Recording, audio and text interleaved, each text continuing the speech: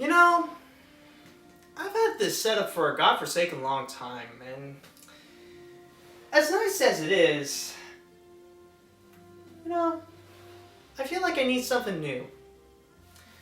But I don't know, it's just, how am I gonna do this? Hold on a sec.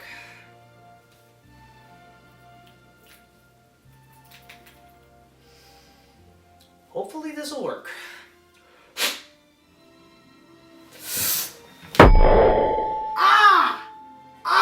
Fudge! My eyes!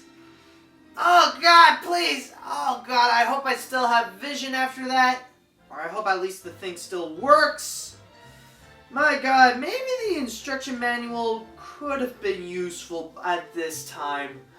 I don't know, maybe. I haven't read it yet, but... Oh? Oh! This is really nice. Relax.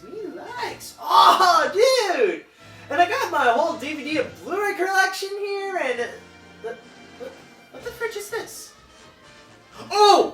Right! The holiday season. Right. I forgot about that. Anyways. What was I supposed to talk about again? Oh! Right! That! Now, I need to tell you that it's pretty funny that, well, as I'm recording this, it's already been about 4 years since I've been making videos.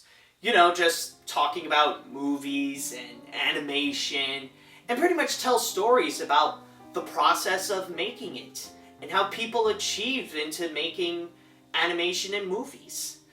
I remember, back in my very beginnings, one of the craziest stories that I've ever told and learned about was in the 14th part of my first series that I've ever made, Animation Look Back, Walt Disney Animation Studios. The last part, to be precise.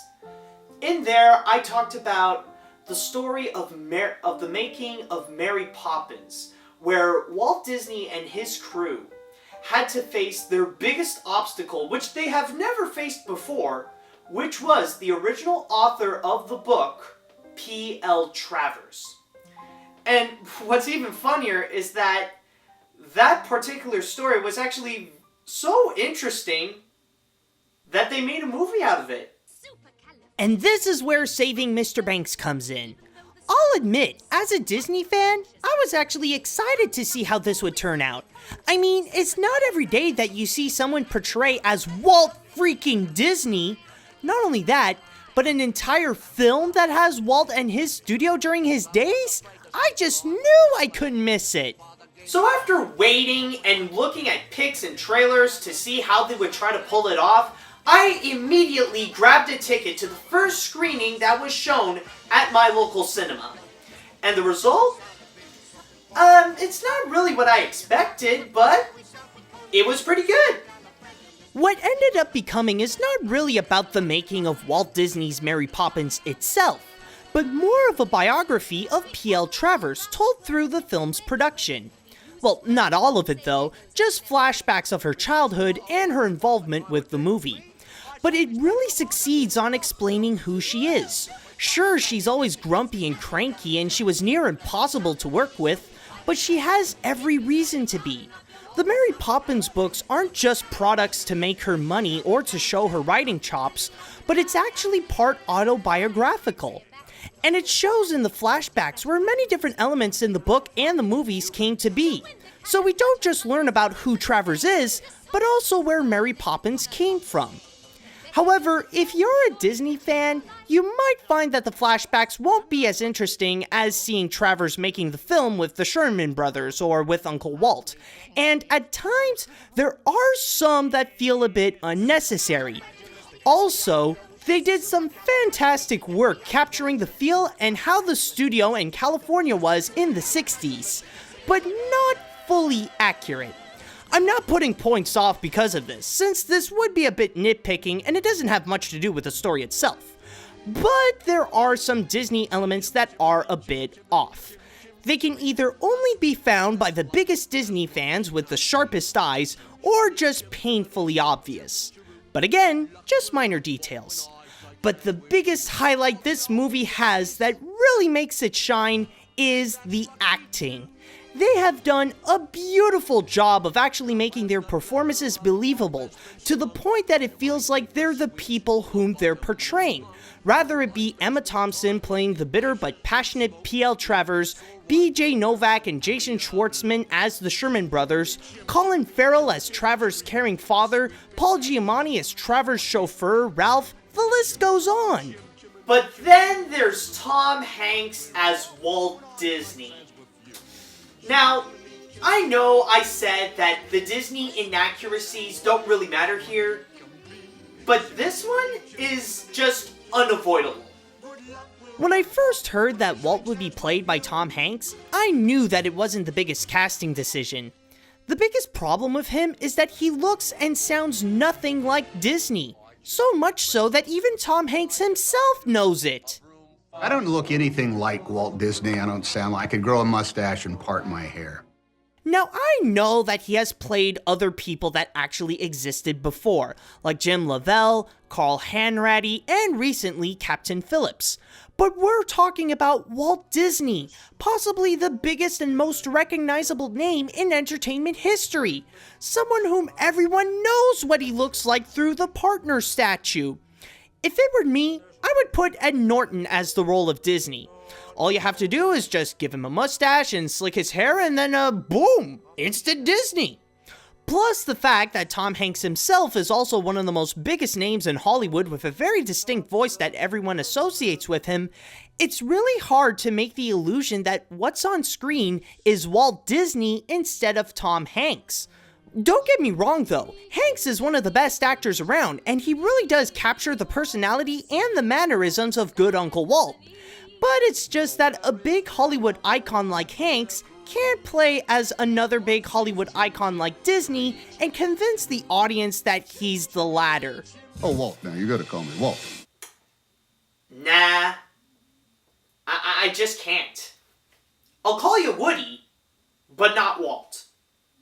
Anyways, if there was one thing that I really wanted to see this movie try to do, is how they would execute the ending. Now, just a little warning, there is going to be major spoilers, so if you don't want to know about it and just skip it, well then you could just skip ahead to over here. If you have already seen the movie, or you just don't even give a crap about spoilers, well then, let's continue. Some of you may know about one of the things that P.L. Travers is known for is that she hates the Mary Poppins movie. Rather it be the more upbeat tone of the film, the choice of having Dick Van Dyke as Bert, or having animation in the movie, the whole thing left her with a really bad taste. In Saving Mr. Banks, though, this was never addressed. In fact, they said nothing about her final thoughts on the Mary Poppins movie. The film ended at the premiere in the Chinese Grauman Theater, where everyone is watching the film and Travers gets teary-eyed over the thoughts of her father. And that's it. No additional narrations or text explaining what happened to the people in the film afterwards. I understand that Disney doesn't want to end it off on a bad note, but this isn't just a problem regarding the film's accuracy to the actual events. This is also a problem for the movie itself. One of the biggest questions it's setting itself up is, after all the trouble that Travers put Walt and his crew to make the movie, what are her thoughts on the final product? And since the film decided to slip away from that answer like it's none of our concerns, it makes the ending feel empty and, honestly, a bit awkward. But I'm not going to say that it's the worst ending out there. And I will say that it didn't really ruin the entire experience for me.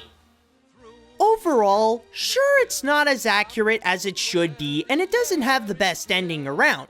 But as a movie in itself, it's actually really good. The writing is beautifully done, explaining who P.L. Travers is and the origins of Mary Poppins. The entire cast gives out a superb performance, and some of the details are really well put together. I wouldn't go as far as saying that it's the best movie of the year, but whatever they got right truly stands out. This is not only something that Disney fans would want to watch, but also Mary Poppins fans, whether it be of the movie or the books, people who are interested in the process of making movies, and maybe PL Travers fans can give it a watch.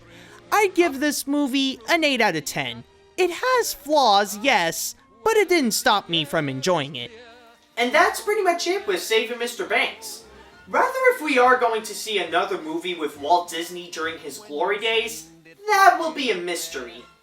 But for now, I guess I can settle for this, until there is another film with another person trying to fill in Walt's shoes. But in the meantime, I'm gonna go back talking about animation. See you later, dudes! Oh, let's go fly a kite up to the highest heights. Let's go fly a kite and say